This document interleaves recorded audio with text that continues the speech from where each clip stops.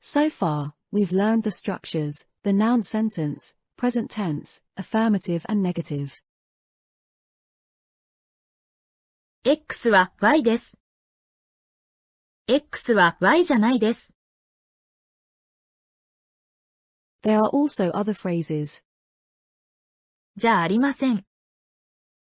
ではありません。In this lesson, we'll learn new structures, the noun sentence, past tense, both affirmative and negative. These are the structures. Replace です。with でした。for the past tense, affirmative. X は Y でした。And replace じゃないです。with じゃなかったです。for the past tense, negative. X は Y じゃなかったです。We are at this part now. There are also other phrases.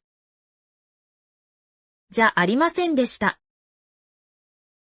ではありませんでした。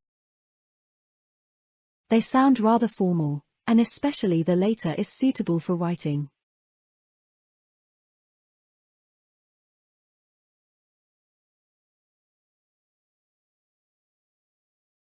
今日は水曜日です。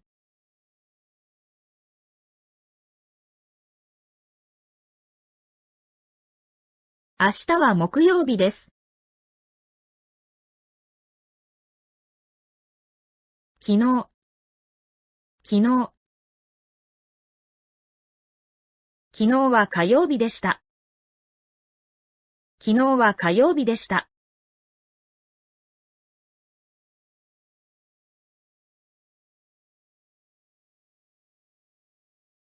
今日は水曜日ですか？はい、そうです。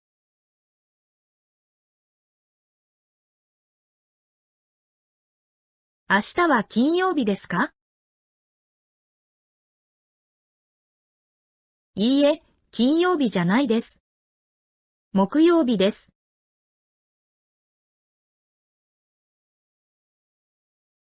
昨日は月曜日でしたか？昨日は月曜日でしたか？いいえ、月曜日じゃなかったです。火曜日でした。いいえ、月曜日じゃなかったです。火曜日でした。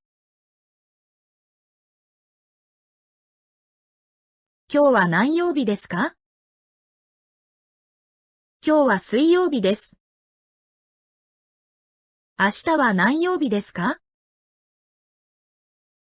明日は木曜日です。昨日は何曜日でしたか？